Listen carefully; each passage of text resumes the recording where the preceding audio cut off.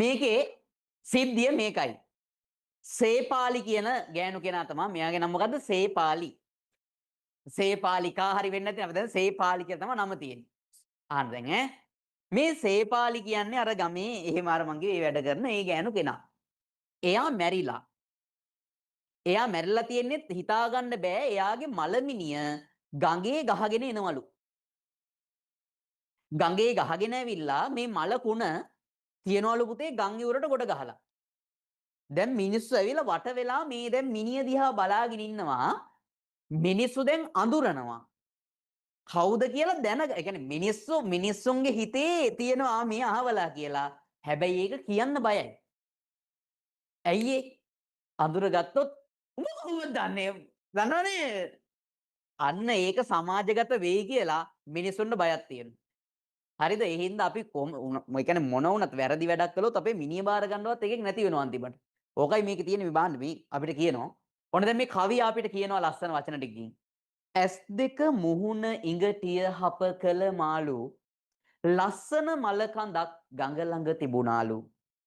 උස්සල බැලුව මුත් ඇඳිරෙදි කඩමාලු විස්තර කිසිත් හඳුනන කිසිවෙක් නෑලු.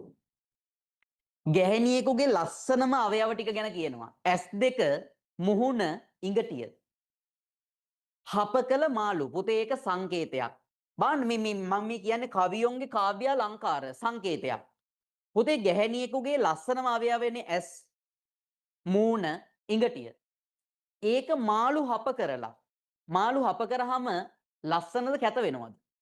කැත වෙනවා. පුතේ ඔය මාළු හප කරා කියන එකෙන් පෙන්වන්න හදන්නේ ගොඩාක් මිනිස්සු මෙයාට වද හිංසා දුන්නා. ගොඩාක් මිනිස්සු ළඟට මෙයා ගියා. මෙයාට සල්ලි නැතිකම හින්දා දුප්පත්කම හින්දා මේ වගේ වැඩවලට පෙළඹිලා මිනිස්සු ගොඩාක් මෙයාව ප්‍රයෝජනෙට ගත්තා. යූස් කරා. හරිද? ඒකයි මේක කියන්නේ. ඊට පස්සේ කියනවා මොන මල කඳක්ද? ලස්සන මල කඳක් ගඟ ළඟ තිබුණාලු. මල කඳ ලස්සනද? කැතයි. හැබැයි මෙයා කියනවා ලස්සන මල කඳක් ගඟ ළඟ තිබුණාලු. මේ ඇඳලා තිබ්බ අර වැරහැලි රෙදි කඩවල් අයින් කරලා බලනකොට උනත් මිනිස්සුන්ට අඳුන ගන්න පුළුවන් උනත් මිනිස්සු කියන්නේ නෑ විස්තර කිසිත් හඳුනන කිසිවෙක් නෑලු. කවුරුත් දන්නේ නෑ කිව්වා. දැන් කවුරුත් දන්නේ නෑනේ. මොකද කරන්නේ? තන්තිරි මලේ වෙහෙරේ කොතටත් වැඩිය. සාමාන්‍යයෙන් වැඩිපුරම පන්සලේ කොත තමා පුතේ පේන්නේ වැඩිපුරම ගමේ මිනිස්සුන්ට. ඇයි ඒ? උසම තැන තියෙන්නේ කොත නේද? චෛත්‍ය අර උඩම තියෙන්නේ කොත. මෙහෙම. ඕකනේ වැඩිපුරම මිනිස්සුන්ට පේන්නේ. ගමේ පන්සලේ කොතටත් වඩා වැඩියෙන් මිනිස්සු දැකලා තියෙනවා සේපාලිගේ බොඩිය. හරි බොඩිය කියන්නේ ඇඟ. හරි. මේ බලන්න. පින්වත් අය දැකපු සේපාලිගේ බොඩිය. පින්වත් අය දකින්නේ. ඒ කියන්නේ අර කොච්චර හොඳයි කියලා පෙන්නගෙන සමාජයට පෙන්නගෙන හිටියත් ඇත්තටම පුතේ සමහර මිනිස්සු හොඳ නෑ. ඉතින් අර හොඳයි කියලා පෙන්නගෙන හිටියට හොඳ නැති මිනිස්සු ඉන්නවා. හරිද? සුදුයි කියලා මවන්න හදන කළු චරිත ඉන්නවා. ඊට පස්සේ කියනවා දන්නා කෙනෙක් නැති තැන ඉවුරට වැඩිය.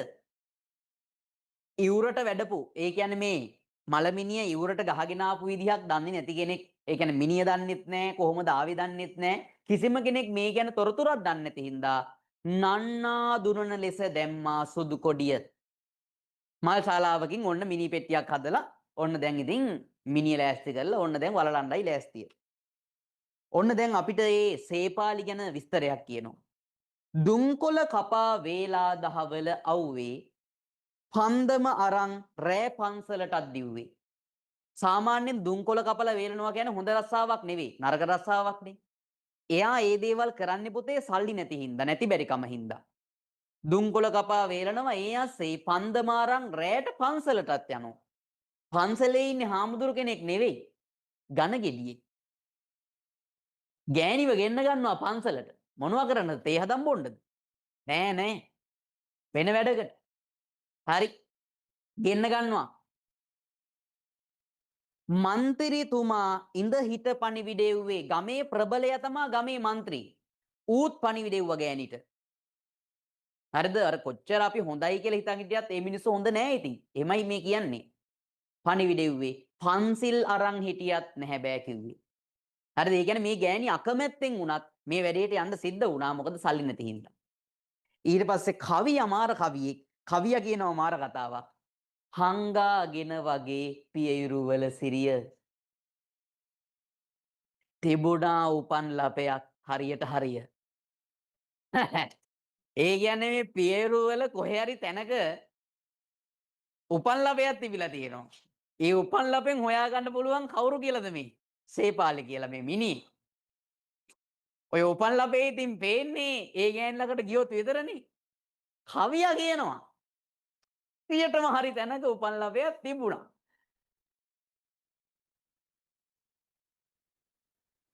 තව එකක් කියනවා. දෑංගිලි වලට හුරු සේපාලිගේ බුරිය. අපෝ ඉතින් බුරියට බුරිය කියන්නේ ලොරිය කියන්නද? හරි. බුරිය ඒ කියන්නේ අපි දන්නවා දැන් අපිට තේරෙනවා මේ කවිය අපිට කියන එකත් අනිවාර්යයෙන්ම මේ වැඩේ කොටස්කාරේ ඌ කියනවා ආයෙ මං කියන්නම් කවිය හංගාගෙන වගේ පියයුරු වල සිරිය තිබුණා උපන් ලපයක් හරියට හරිය දෑංගිලි වලට හුරු සේපාලිගේ බුරිය කියවෙමි මමත් මට අඳුනන්නට බැරිය